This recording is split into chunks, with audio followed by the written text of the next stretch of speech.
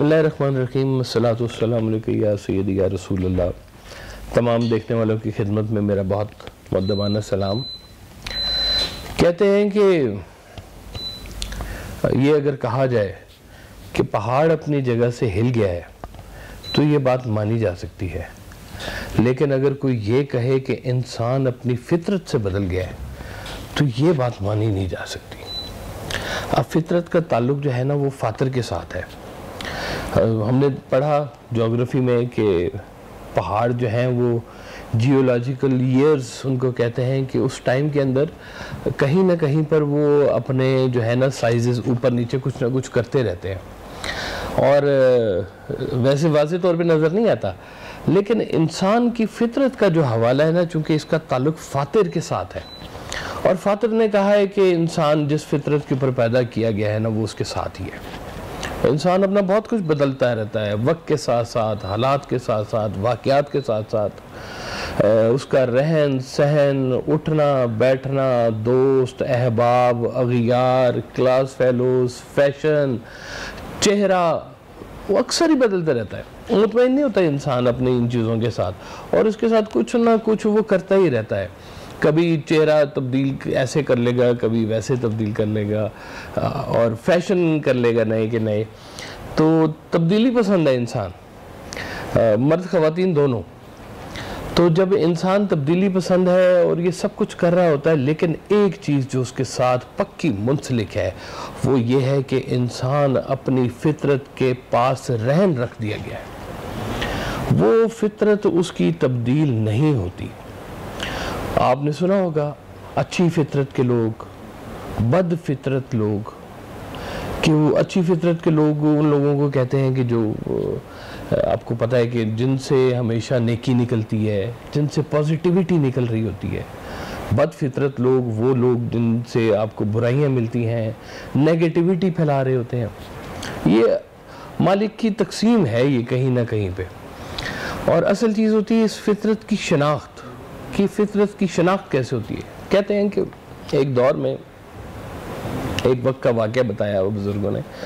कहते हैं कि ये फ़ज़ा में एक दफ़ा शाहीन और गिद्ध, करगस जिसको बोलते हैं, दोनों परवाज़ कर रहे थे, और दोनों जो थी वो ऊंचाइयों को एंजॉय कर रहे थे, और जो बुलंदी के जो नज़ारे होते हैं उसके साथ मुस्तफ़ीद हो रहे थे। तो शाहीन ने कहा कि देखो, बुलंद परवाज़ी जो है और जो ये दूर की निगाही जो है ये बड़ी कमाल की चीज़ होती है, और इसका कोई लुत्फ़ ही अलहदा होता है। तो करगस ने, वो गिद्ध ने कहा कि हाँ, उसने भी तकल्लुफ़न कह दिया कि हाँ मेरे भी पर अल्लाह ताला ने जो है बहुत बड़े बनाए हैं, इसीलिए कि मैं भी बुलंद परवाज़ी कर सकूँ। तो वो दोनों उड़ रहे थे, तो इतने में ना वो गिद्ध को नीचे वो एक घोड़ा मरा हुआ नज़र आया। तो उसने कहा शाहीन को, भाई तेरी बुलंद परवाज़ी तुझे मुबारक हो, मेरे किसी काम की नहीं है, तो मैं जा रहा हूँ नीचे। और उसने वहीं पे गोता लगाया और मुर्दार खाने के लिए वो करगस से पहुँच गया। वो कहते हैं कि परवाज़ है दोनों की इसी एक फ़िज़ा में, करगस का जहाँ और है, शाही का जहाँ और। ये दोनों अलग अलग फितरतों के ऊपर बने हैं।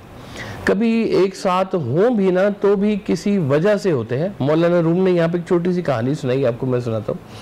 आपने, मौलाना रूम कहते हैं कि मैंने देखा कि वो दजला के किनारे पे, कहीं पे दरिया के किनारे पे एक कौवा और हंस दोनों इकट्ठे बैठे हुए थे और इकट्ठे पानी पी रहे थे। तो मौलाना रूम ने कहा कि मैंने एक बड़ा अजीब सा वाक़या देखा है कि ये जो दोनों लोग हैं ये तो दोनों अलग-अलग फितरत के लोग हैं, ये एक साथ कैसे बैठे हुए हैं। तो जब करीब गए तो देखा तो पता चला कि ये तो दोनों ज़ख्मी हैं। तो बाज़ औक़ात कोई एक ऐसी चीज़ जो है वो कॉमन हो जाती है कि मुख्तलिफ फितरत के जो चीज़ें हैं वो इकट्ठी भी हो जाती हैं, लेकिन फॉर द टाइम बिंग होती हैं, हमेशा इकट्ठी नहीं होती हैं। ये मालिक का खेल है कि उसने जो है ना फितरत को कैसे बना दिया है। हमारी कुछ अरसा पहले बुज़ुर्गों के दौर में लोगों को उनकी फितरत के लिहाज से जो है ना शोबे इनायत किए जाते थे। जो मुअल्लम फितरत के जो लोग हुआ करते थे उनको तालीम का हवाला दिया जाता था। اور جو اسی طرح سے باقی جو اور لوگ تھے ان کو ان کی صفات کے حساب سے کہیں نہ کہیں پر جو ہے وہ ایڈجسٹ کیا جاتا تھا اور ان کو کسی کام میں لایا جاتا تھا تاکہ ان سے معاشرے میں کوئی پروڈکٹیوٹی پیدا ہو۔ اب تو ہمارے ہاں ایک بھیڑ چال شروع ہو گئی ہے، ہم لوگ ڈگریوں کے پیچھے پڑ گئے ہیں، ہم لوگ وہ مارکس کے پیچھے پڑ گئے ہیں، گریڈز کے پیچھے پڑ گئے ہیں، اور اصل جو تعلیم حاصل جس طرح سے کرنی چاہیے تھی، علم جس کو ہم نے لے کے آنا تھا، شعبہ تعلیم کا ہے تو استاد بھی جو ہے وہ تھوڑے تھوڑے کمرشل ہوتے جا رہے ہیں، اور اللہ موقع دے بچوں کو تو وہ تو پہلے ہی چاہتے ہیں کہ بھئی ہماری جان چھوٹے کسی طرح سے۔ شوق کے ساتھ منسلک نہیں کیے جاتا، اس کی جو فطرت ہے اس کے ساتھ اس کو کہیں نہیں جو ہے نا وہ اس کو کنیکٹ کیا جاتا، اس لیے کیا ہوتا ہے کہ وہ نقصان ہوتے ہیں، سمجھ نہیں آتی کہ آگے رستہ کدھر جانا ہے۔ اگر انسان کو اس کی فطرت کے قریب قریب کے کوئی کام ملتے جائیں تو وہ اس کے ساتھ بڑی اس کو آسانی ہوتی ہے۔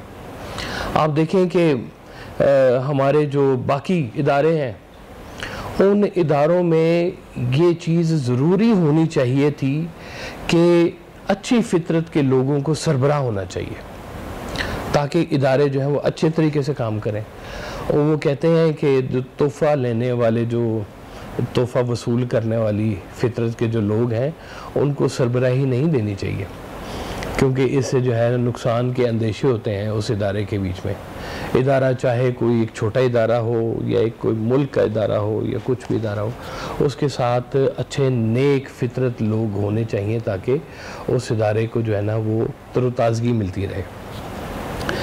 سرکار حضرت واصف علی واصف رحمۃ اللہ علیہ فرماتے ہیں کہ اگر آپ کو کسی کی فطرت کے بارے میں پتہ چل جائے کہ یہ اس کی فطرت یہ ہے، بزرگ جو ہے نا وہ پہلے وقت میں مثالوں کے ساتھ نا فطرت کو سمجھایا کرتے تھے، انسانوں کی فطرت کو، کہ یہ جو ہے نا یہ سانپ ہے، یہ جو ہے یہ شیر ہے، شیر کی فطرت رکھتا ہے، اور یہ جو ہے نا کوا ہے۔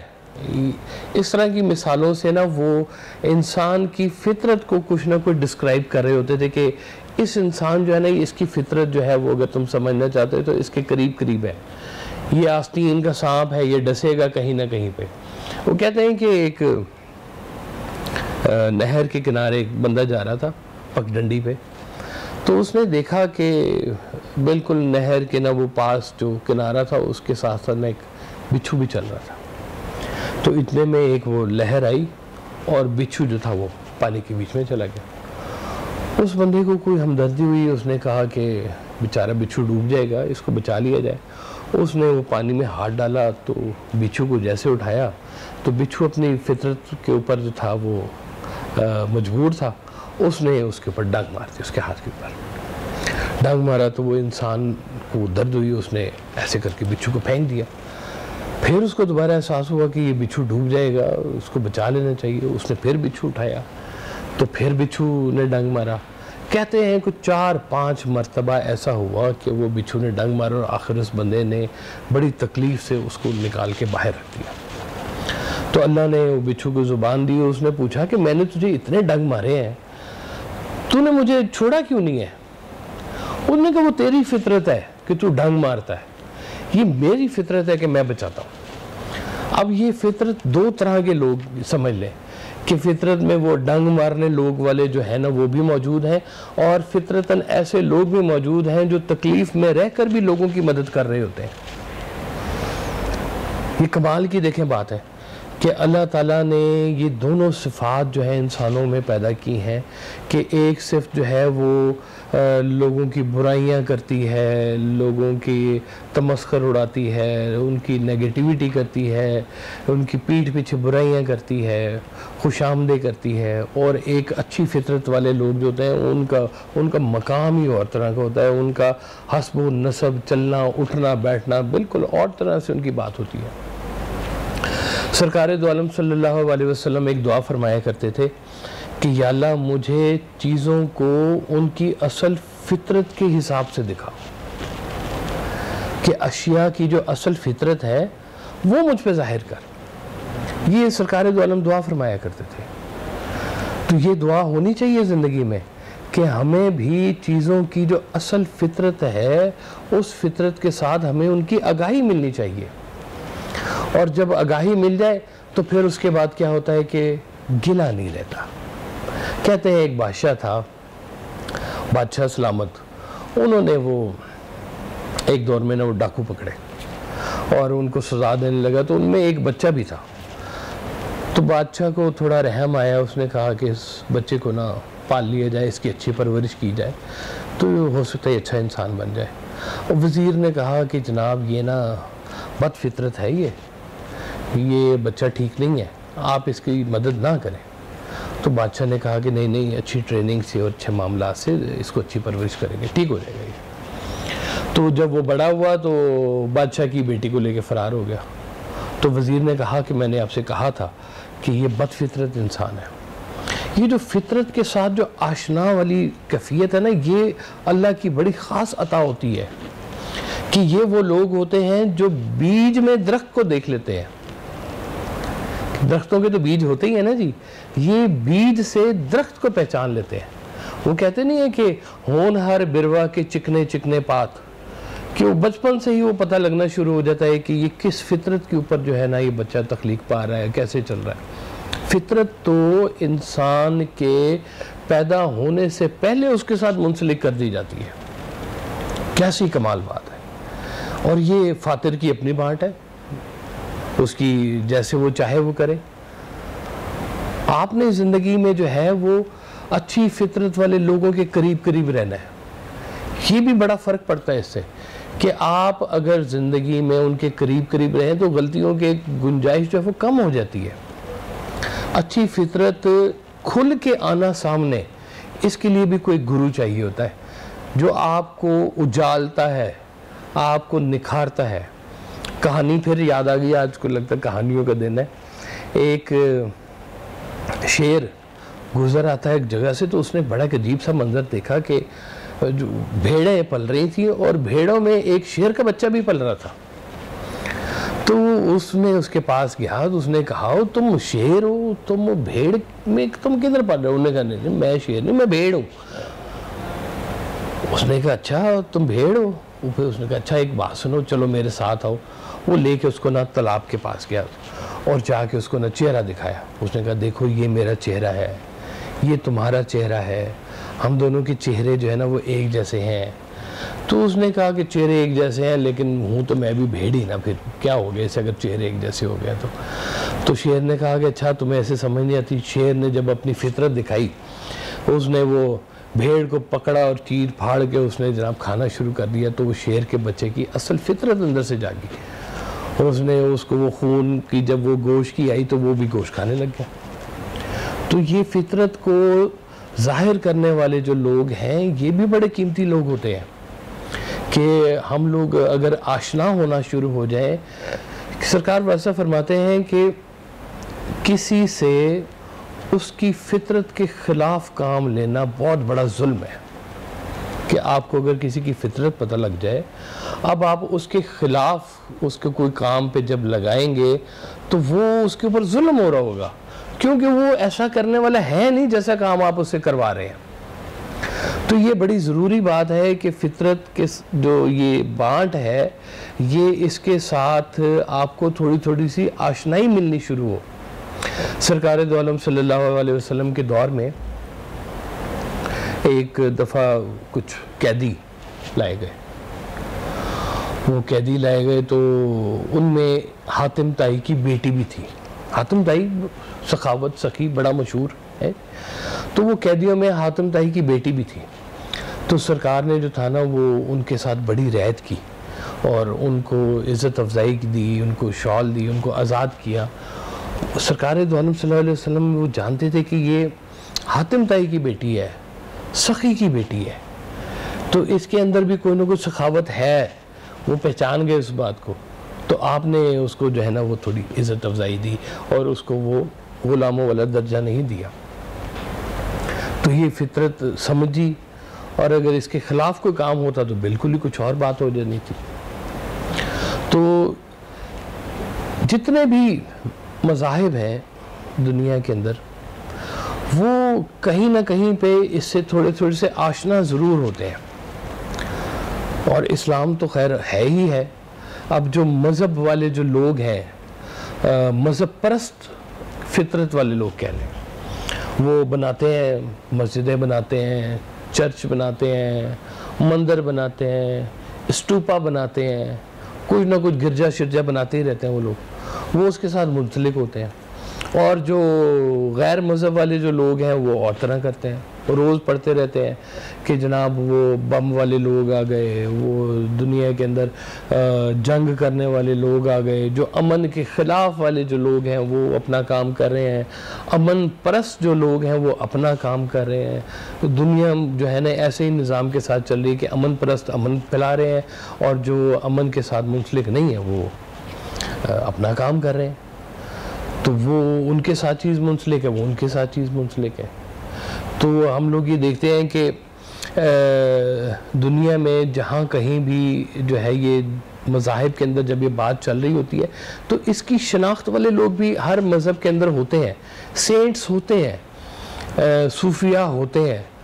ہم لوگ تو بڑے بلیسڈ ہیں نا کہ ہمیں تو سرکار دو عالم کا دور ملا ہے, ان کی امت ملی ہے. ہمارے پاس تو چیزیں بالکل نکھر کے سامنے آئی ہیں. لیکن جو باقی مذاہب ہیں انہوں نے بھی اپنے اپنے دور میں غور کیا. گوتم بدھ آئے, انہوں نے بھی غور کیا. وہ ہمارے ایک بڑے قیمتی لوگ تھے وہ حنیف رامے صاحب, انہوں نے ایک دفعہ مجھے کہانی سنائی کہ وہ پھر کہانی آ گئی. انہوں نے کہانی سنائی کہ وہ کرشن جو ہمارے ہمسائے والے جو کرشن ہیں ان کے بارے میں کہانی سنائی کہ وہ ان کی بیوی کو پتہ چلا کہ نا دریا پار کوئی سادھو آیا, کوئی گرو سادھو ہے, وہ ان کو سادھو کہتے ہیں, کرسچن سینٹس کہتے ہیں, ہم لوگ صوفیاء کہتے ہیں. تو وہ سادھو آیا ہے تو دنیا اس کے پاس جا رہی ہے. تو کرشن نے نا اپنی بیگم سے کہا کہ کھانے کا تھال جو ہے وہ بناؤ اچھا سا اور ان کو جا کے پیش کرو اور ان سے کہنا کہ یہ تھال اس نے بھیجا ہے جس نے آج تک کبھی عورت کو ہاتھ نہیں لگایا. اب اس کی بیگم تھی, بیگم کہتی ہے کہ یہی کیا بات کر دی ہے. بیگم تو جانتی ہے ساری بات, خاموش رہی. تو وہ تھال لے کے چلی گئی. تھال جا کے انہوں نے وہ گرو کو سادھو کو پیش کیا. سادھو نے پیٹ بھر کے کھانا کھایا اور پیٹ بھر کے کھانا کھانے کے بعد اس نے شکریہ ادا کیا مہارانی کا اور کہا کہ جا کے کرشن سے یہ کہیے گا کہ یہ آپ کو سلام بھیجا ہے, پرنام بھیجا ہے, اور یہ اس نے بھیجا ہے جس نے آج تک کبھی کھانے کو ہاتھ نہیں لگایا. وہ پھر بڑی حیران ہوئی کہ یہ کیا بات ہوئی کہ میرے سامنے کھانا کھایا, اس نے پیٹ بھر کے کھانا کھایا. وہ کہتا میں نے کھانے کو بھی ہاتھ نہیں لگایا. وہ بڑی سٹ پٹائی واپس آئی تو اس نے کہا جھوٹ, اتنا جھوٹ میرے سامنے, آپ نے بھی جھوٹ بولا, اس نے بھی جھوٹ بولا. آپ نے کہا کہ میں نے کبھی عورت کو ہاتھ نہیں لگایا, تو میں تو آپ کی بیوی ہوں. تو وہ اس نے میرے سامنے کھانا کھایا ہے اور وہ کہتے ہیں میں نے آج تک کبھی کھانے کو ہاتھ نہیں لگایا. تو یہ کیا بات ہے, مجھے یہ راز سمجھ میں نہیں آیا.